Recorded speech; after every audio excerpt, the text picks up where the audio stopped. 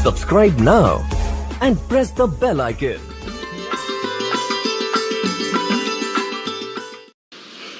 कुरान मजीद मैं अरबी मतन ऑफिस प्रकाशक है, ऑफिस बुक डिपो 422 मटिया महल जामा मस्जिद दिल्ली 6। कुरान मजीद हिंदी तर्जुमा यानी अनुवाद मौलाना फतेह मोहम्मद खान साहिब जालंधरी। तसही मौलाना अब्दुल मजीद मरसर साहिब। प्रकाशक है Farid book depot private limited नई दिल्ली। इतना इसमें ये वही सूरत फुरकानी है, ये सूरतुल फुरकानी सुरतुल ये सूरत बोलते हैं, सूरतुल फुरकानी 25। इसमें प्रश्न नंबर है 576। और यहाँ देखो इसमें वही है जो कहते हैं, कोई अंतर नहीं है। यहाँ हम नीचे आएंगे, ये कबीरा शब्द है 52वीं आयत में। ये क्या है? 52वीं आयत है, फला तुतियल काफिरन व जाहिदुम बिही जिहादन कबीरा।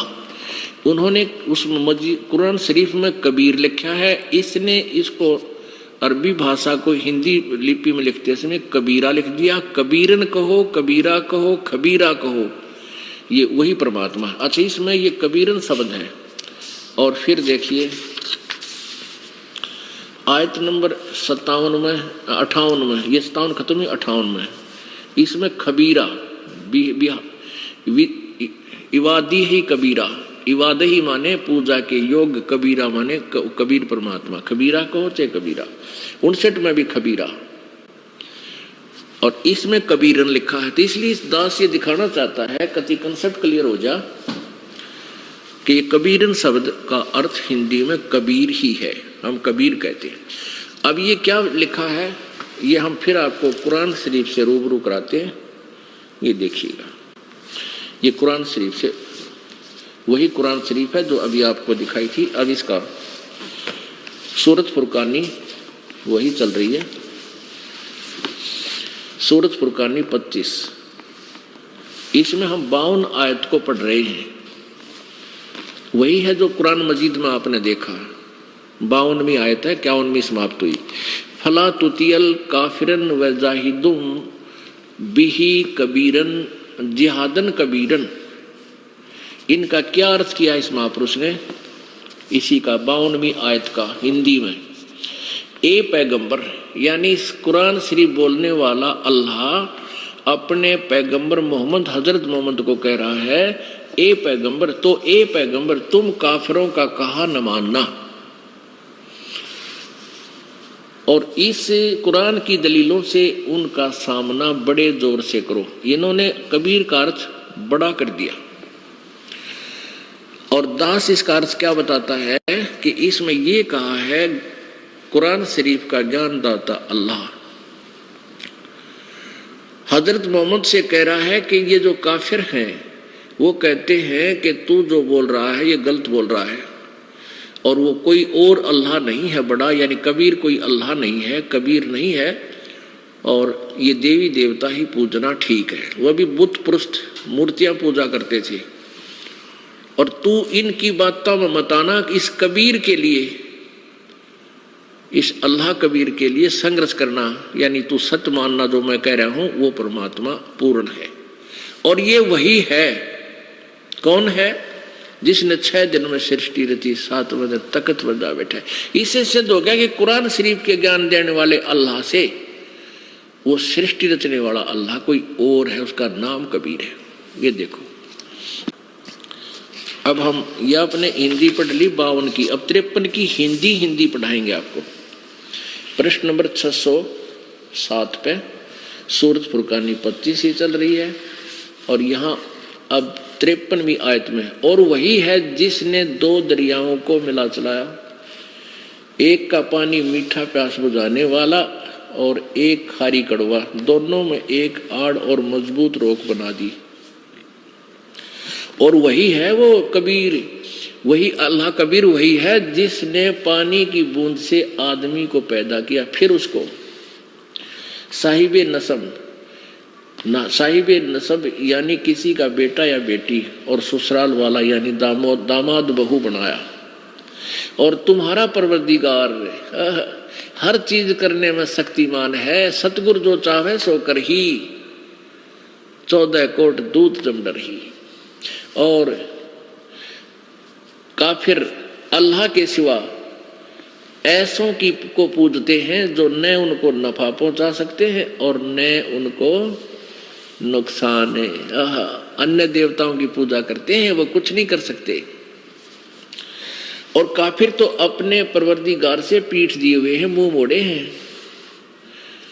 और ए पैगंबर, हमने तुमको खुशखबरी सुनाने और सिर्फ अजाब से बचाने के लिए भेजा है। अब 57 में क्या कहा है? इन लोगों से कहो कि मैं तुमसे इस अल्लाह के हुक्म पर कुछ मजदूरी नहीं मांगता। हाँ, जो चाहे अपने परवरदिगार तक पहुंचने की राह इख्तियार कर ले। ए पैगंबर 58 में कमाल कर दिया, उस जिंदा पर भरोसा रखो जो कभी मरने वाला नहीं है, यानी पूर्ण रूप से अविनाशी है। और उसकी तारीफ के साथ उसकी पाकी बयान करते रहो। वह अपने बंदों के गुनाहों यानी पापों को से काफी खबरदार है, वो कबीर खबरदार है, यानी वो सब जानता है, वो पाप विनाश कर देता है। इसमें स्पष्ट लिखा है कि उस जिंदा पर भरोसा रखो। परमात्मा कबीर जी जैसे गरीबदास साहिब जी को मिले, जैसे नानक साहिब जी को मिले, धर्मदास साहिब जी को मिले थे, जिंदा महात्मा के रूप में मिले थे। ऐसे ही हजरत मोहम्मद जी को भी जिंदा महात्मा के रूप में परमेश्वर कबीर जी मिले थे। तो ये कुरान शरीफ का अल्लाह का है, जो तुझे जिंदा रूप में मिला था उस पर भरोसा रख। वो पूर्ण परमात्मा है, वो कभी वो वास्तव में अविनाशी है, वो कभी मरने वाला नहीं है। अब 59 में कमाल कर दिया, देखो आयत नंबर 59, 58 हमने पढ़ ली। और ये वही परमात्मा है जिसने आसमानों और जमीन में जो कुछ उनके बीच में है 6 दिन में पैदा किया, फिर तख्त पर जा विराजा। वह अल्लाह बड़ा, ये अल्लाह बड़ा कर दिया उन्होंने। यहां देखो ये 59वीं आयत में कबीरन शब्द है, कबीरन, ये इसका अर्थ है वो इबादत ही कबीरा, खबीरा।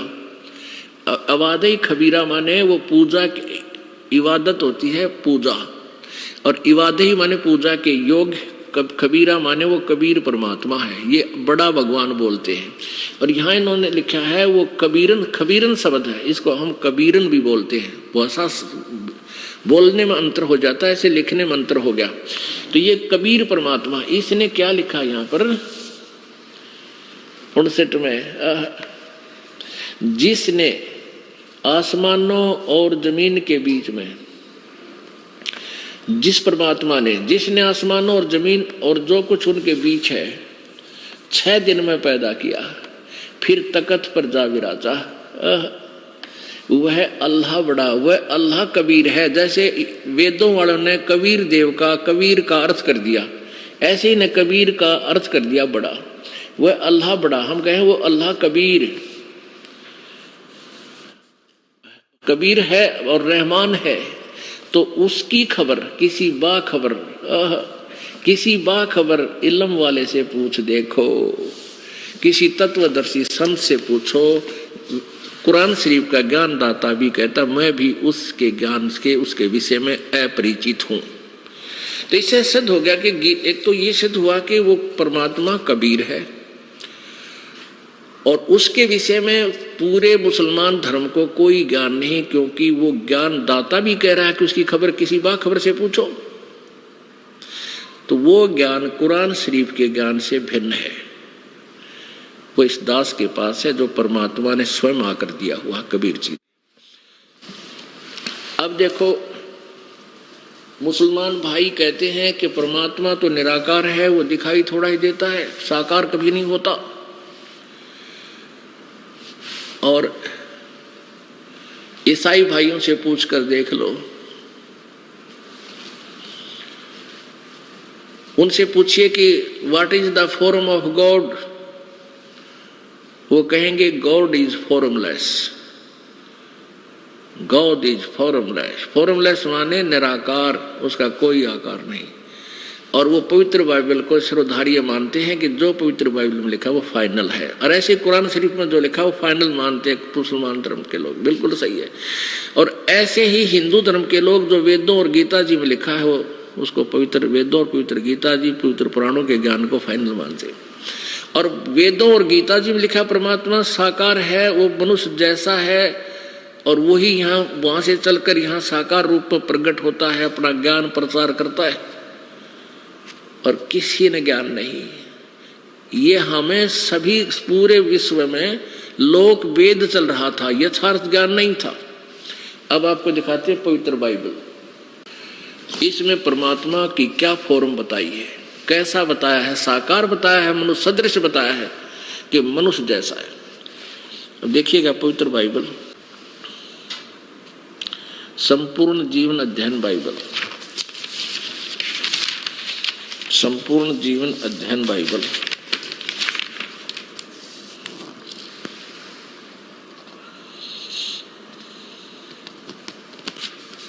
ये कहां से छपा है? संपूर्ण जीवन अध्ययन बाइबल, प्रबंधक संपादक डेविड स्टुअर्ट, अंग्रेजी प्रधान संपादक डोनाल्ड सी स्टाम्स MA MDV, संयुक्त संपादक जे वेस्ले आदम्स PhD, संपादक ये सारे।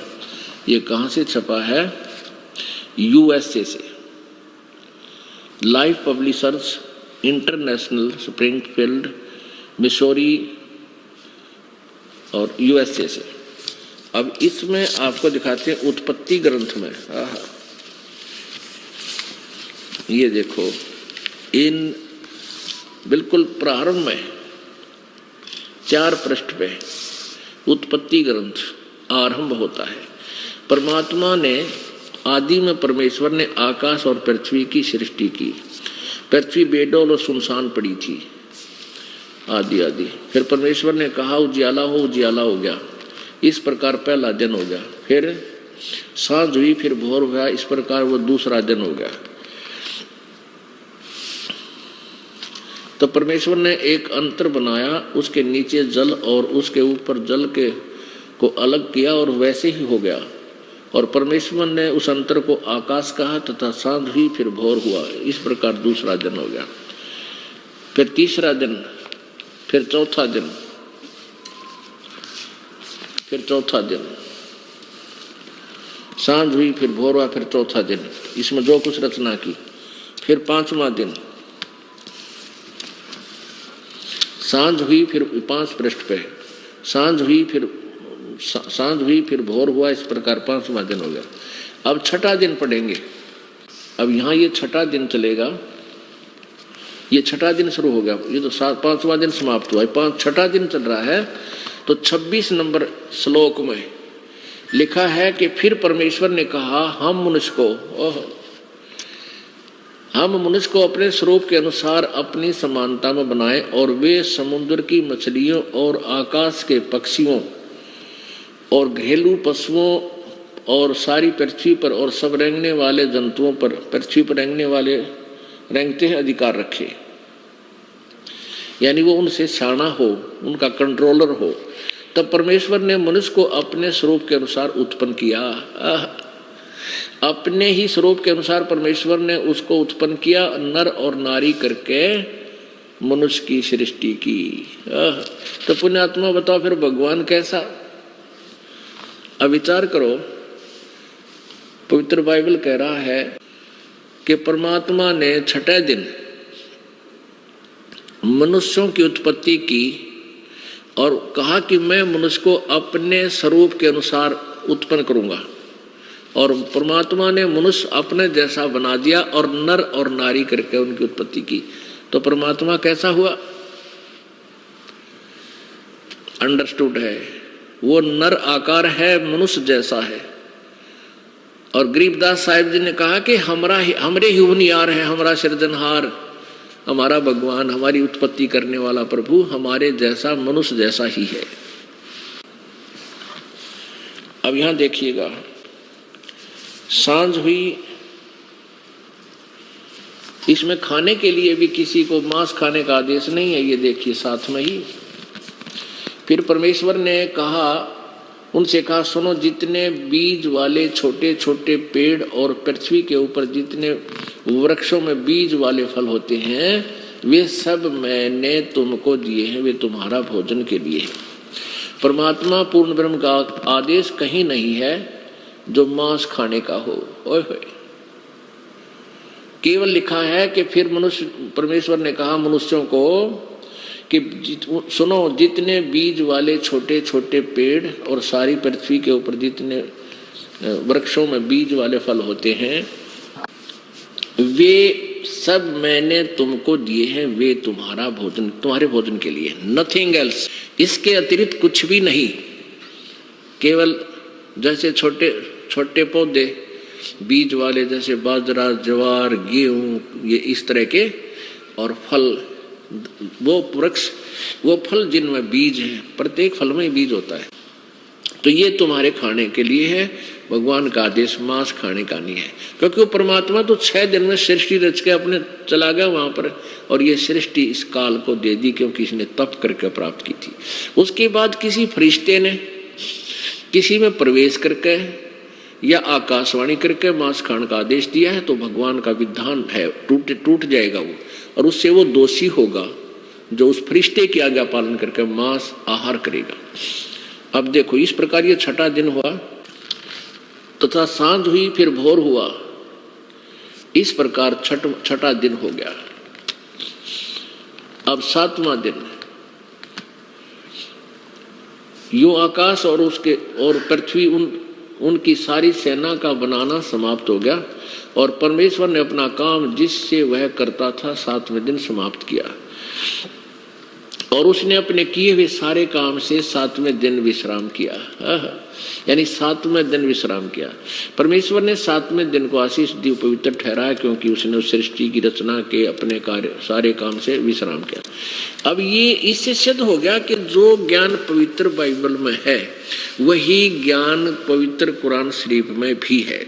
यानी वो उसी को परमात्मा, मुसलमान धर्म और उनका खुदा, वो उसी परमात्मा को फाइनल गॉड मान रहा है, जिसके विषय में पवित्र बाइबल में विवरण है कि 6 दिन में सृष्टि रची, 7वें दिन विश्राम किया।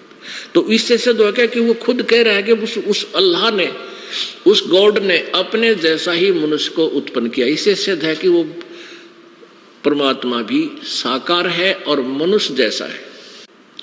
अब पुण्यात्माओं, परमेश्वर कबीर जी कहा करते थे, भाई मोती मुक्ता दर्शत नाही, ये जग है सब अंदरे, दिखत के तो नैन चश्म, इनका फेरा मोतिया बंदरे। जैसे किसी को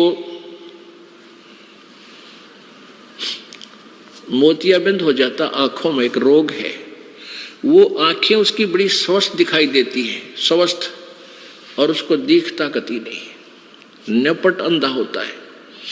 ऐसे ही ये विद्वान पुरुष जो वेदों को पढ़ते थे, गीता जी को पढ़ते थे, पुराणों को पढ़ते थे, वो हमने तो ऐसे लगे थे बड़े विद्वान पढ़े हैं, और संस्कृत में बोलते बोलते थकते नहीं थे। तो हम ये सोचा करते इन्होंने सारे सदग्रंथों को ठीक समझकर हमें बताया है। अब ऐसे ही कुरान शरीफ के पढ़ने वाले, उनको भी पूर्ण ज्ञान नहीं। इसमें लिखा क्या है, क्योंकि पूर्ण परमात्मा से मोक्ष होगा, और वो परमात्मा और है जिसने 6 दिन में सृष्टि थी, 7वें दिन तक सजा बैठा, उसके विषय में स्पष्ट लिखा है कि वो तो कोई और है। किसी बाखबर से पूछ देखो, तो मुसलमान धर्म ने भी ट्राई नहीं करी कि किसी और से पूछे, और स्वयं ही लोकवेद बना लिया, पर अल्लाह निराकार है। अल्लाह तो साकार कह रही है कुरान शरीफ, और मनुष्य जैसा है, पवित्र बाइबल ने बताया, उसी का समर्थन कुरान शरीफ में है। ऐसे ही कुरान शरीफ, पवित्र बाइबल के पढ़ने वाले, पूरा ईसाई धर्म, इनके गुरु लोग जो इसको पढ़कर सुनाते थे, उनके विषय में बताया है परमात्मा ने सभी के विषय में, मोती मुक्ता दर्शत नाही, ये जग है सब अंदरे, दिखत के तो नैन चश्म, इनका फेरा मोतिया बंदरे। ये हमने तो बड़े विद्वान दिखे थे, पर थे ये ज्ञानहीन, ज्ञान नेत्रहीन। इनकी आंखों में, ज्ञान वाली आंखों में मोतिया बिंद था। ये हमें नजर ऐसे आते जैसे बड़ी साफ नजर है, दिखता होगा इसको आंखें साफ है, यानी ये विद्वान है। कोई अरबी भाषा का विद्वान था, कोई अंग्रेजी में बोला था, कोई संस्कृत के विद्वान थे। और हम सोचे थे सदग्रंथों को इन्होंने जाना है, पर उन्होंने संस्कृत को नहीं, सदग्रंथों को बिल्कुल नहीं जाना था। ये तो परमात्मा आते हैं, प्रत्येक युग में अपनी महिमा आप बताते हैं, और वही जगत गुरु होते हैं, वही सतगुरु होते हैं, और वही एक दास की भूमिका बनकर, एक परम संत की भूमिका करके अपनी प्यारी आत्माओं को यथार्थ ज्ञान से परिचित कराते हैं।